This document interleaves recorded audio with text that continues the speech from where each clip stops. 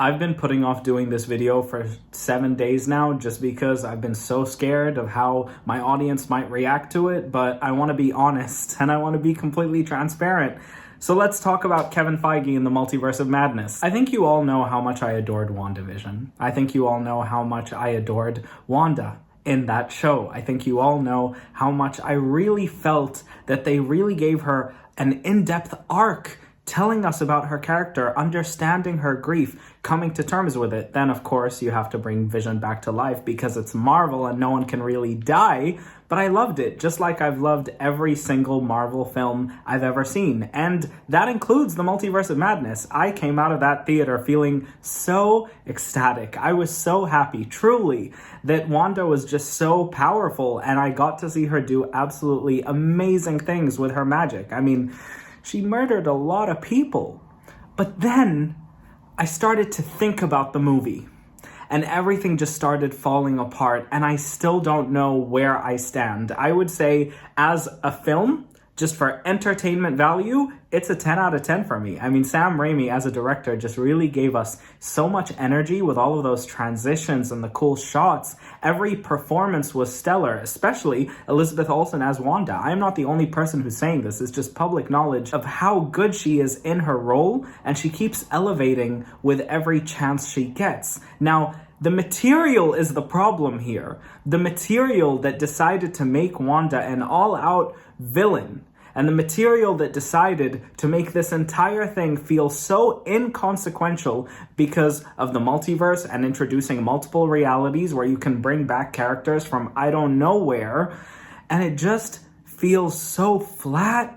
And it breaks my heart. I want to preface this. I don't want this video to seem like I'm completely bashing Marvel Studios. That is not the case at all. I am a total fanboy at heart. Check out my bedroom. I've got Wanda there, Falcon there, Thor, all of the Avengers down here, Thanos right there. I am not an enemy, I swear. I just cannot avoid the problems that this movie faced. I really have a problem with the way Wanda was handled in this film, and I am tired of denying it. I'm in a state of absolute denial, like I've created my own Westview when it comes to this film, and quite frankly, when I was in the theater, every time she murdered someone, I was cheering and screaming. I was the crazy person in the theater. But then again, the entire theater was screaming and cheering every time she came on.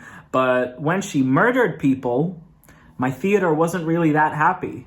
I was happy because I was just so enamored by her power and her magnitude and Elizabeth Olsen's performance until I got out of the theater and then started to realize that this is not Wanda. While I understand that a lot of people can argue that Wanda became the villain when she created Westview, the reason I personally never saw it that way is because it wasn't exactly what she intended. She didn't want to cause harm to anybody. The people that she basically enslaved, it was of course wrong. I'm not saying that it wasn't, but it wasn't something that she intentionally chose to do. Here in the Multiverse of Madness, Wanda specifically chooses to kill people. She wipes out the entire Illuminati, including Patrick Stewart's Professor X, which was a hero from my childhood. Was it cool to see Wanda Maximoff just chop his head in half? Yeah, it was really cool. And by the way, if you guys think she snapped his neck, she didn't. Go watch it again in slow motion. She actually ripped his head apart. I can't believe Marvel actually got away with that with a PG-13 rating. And that's one of the things I was really happy about with the film, is that it was so violent and so dark. But did she really need to kill Professor X 3 minutes after he was introduced? Which leads me to another thing that I was just essentially so happy about when I saw it, but then became increasingly frustrated about the more and more I thought of it, and that was the inclusion of all of the Illuminati with Professor X, Captain Carter, Captain Marvel, Black Bolt, and Mr. Fantastic. To be completely honest, I'm not really someone who cares a lot about the Fantastic Four, but I, as a fan, know how fans have been cheering on for John Krasinski to be cast as Mr. Fantastic Reed Richards. This is something that us fans have wanted for so long, and you introduce him in the multiverse, but then you decide to have Wanda turn him into shredded cheese. Don't get me wrong, I adored it. I loved seeing it. It was cool. But the intention behind it and what Kevin Feige and co wanted to do with this just feels so wrong to me. You took something that fans really wanted, and essentially what you did was you gave it to us only to take it away not even 5 minutes later. If you do choose to bring John Krasinski back, how are you going to explain that in our universe? Is it going to be a flashback because John Krasinski is already dead? It just doesn't really make sense to me, and I don't understand why they would do that. If you wanted to display Wanda's power, you could have had her kill Wong. You could have just had her kill Wong, Sorcerer Supreme. I would have missed him. I would have cried for him, but that would have been a necessary emotional beat. But because we just got introduced to them not 5 minutes later, killing them feels so inconsequential, and it makes the entire cameo feel like a cameo. I wanted to show you guys this absolute beauty of a Funko Pop that I spent a ridiculous amount of money on eBay for. He's an absolute beauty. This is the Doctor Strange chase from Doctor Strange in the Multiverse of Madness. It's the 1000th pop in the Marvel collection, and I am just over the moon with this. I know a lot of you may be saying, oh, Nassal, you loved No Way Home. I did love No Way Home, and that was because those cameos weren't cameos. They were real characters in the film. Peter Parker, and Peter Parker each had equal amounts of screen time in the third act. They became main characters. Whereas in here, it is essentially the Stephen Strange versus the Wanda show, which, by the way, is all absolutely excellent. I love it. But you decide to include these characters that are literally fan favorites. You introduce Professor X. It's perfect. It's the perfect entrance for you to introduce mutants. You could have killed any mutant, but instead you take the head of the household. You decide, no, Wanda needs to kill Professor X, and then you show it to us in the trailer? So you basically reveal all of the surprises in the movie prior. I understand that Kevin Feige actually released a statement saying that he wasn't happy with the way Disney promoted this film, and I understand that, but you could have tried harder. You are the head honcho of this business. It's all you. Everybody knows it's all you, Kevin. You owe us an apology. My God. I just don't understand how a movie this big, with this much potential, could just screw up in ways that are just unjustifiable. You're telling me that Wanda was corrupted by the Darkhold, which is why she's doing all of these bad things. If you tell me that, then that essentially means that she's not acting out of grief. She's acting because she's possessed by this demonic entity. And then you decide, and here it is, it just absolutely blew my mind. You decide to kill her off at the end of the movie. Are you kidding me? It's not a stretch to say that after Iron Man and Captain America's deaths, Wanda is the most popular mainstream superhero of our generation. I mean, look at the impact that WandaVision had on everybody. When she died, when she eventually decided, no, I'm just gonna kill myself now because I'm sad, she literally got crushed by rubble, and my theater just didn't react because we were all in such disbelief.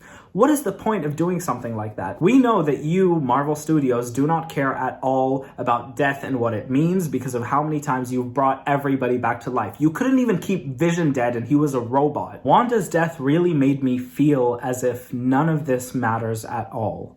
Totally, completely, entirely, it made me feel that this movie had absolutely no consequences. Because as soon as she died, I realized this isn't permanent and this means nothing. And now that you've introduced the multiverse, you could just pick up another Wanda and throw her into our world and it wouldn't mean anything. What does that do for your franchise moving forward? Because all it does for me is show me that these movies are becoming so inconsequential, there are no stakes. So why would I invest in something where I can't get attached to these characters? The whole point of screenwriting and writing a character is so that it develops. But there will be an ending to that. You can't keep developing these characters a certain way, deciding to kill them off, and then just rewriting the entire thing because, I don't know, you're inconsistent, you're lazy, you can't commit to killing someone. It just doesn't make sense. People are already talking about Tom Cruise being superior Iron Man in the future. I understand that it's comics accurate, but I just don't think that for film, it's a good medium to work from. I really don't think so. I mean, that would also kind of make Tony Stark's sacrifice feel inconsequential. And I'm just so tired of this. Not a single person I know was as excited for this movie as I was. I stan Wanda. And this isn't a personal thing. This isn't me being upset that they decided to kill her in the end. It has nothing to do with it. I mean, I really enjoyed seeing her in the film. Elizabeth Olsen is a superstar and she did absolutely amazing in it. There was no bridge between WandaVision and this movie. The first scene you see Wanda in is her full-on evil threatening Doctor Strange. That is not the Wanda Maximoff that we grew to love. It's just not. And I understand that she is the Scarlet Witch in the comics. She is essentially a villain. She started off in the MCU as a villain. But you spent so long trying to show us her grief, trying to show us that she's a broken person and she makes mistakes, but she never means to. Wanda's full intention in this movie were to murder Black Bolt, murder Professor X, murder Captain Carter, try to murder America Chavez, steal her powers away from her when realistically all you can do is tell America to just take you over there.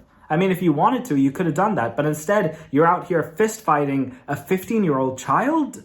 This is not the Wanda that you, Marvel Studios, has gotten us attached to. This is just not her. It's almost as if Elizabeth Olsen is playing a dark twin of Wanda Maximoff. And if that were the case, I would have loved it. It would have at least made a bit more sense to me. But I can't shake the feeling that this is just wrong. It doesn't sit right. And I'm trying so hard to love this movie. It had amazing cinematography and amazing score. Sam Raimi directed it beautifully.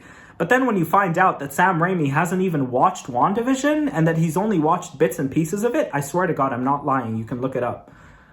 It's just not clicking for me. I think the reason Marvel became so big was because Phase 3 was just one continuous story. Just building up the Infinity Stones with every film and then having them all clash in Infinity War and Endgame. But here, we've gotten WandaVision, Loki, Falcon and the Winter Soldier, Hawkeye, Moon Knight, all excellent. Well, almost all excellent. And then we've gotten Shang-Chi and Eternals and Black Widow and Spider-Man and now Doctor Strange. None of this feels as connected as it should be, even though if you don't watch WandaVision, you 100% will not understand Doctor Strange.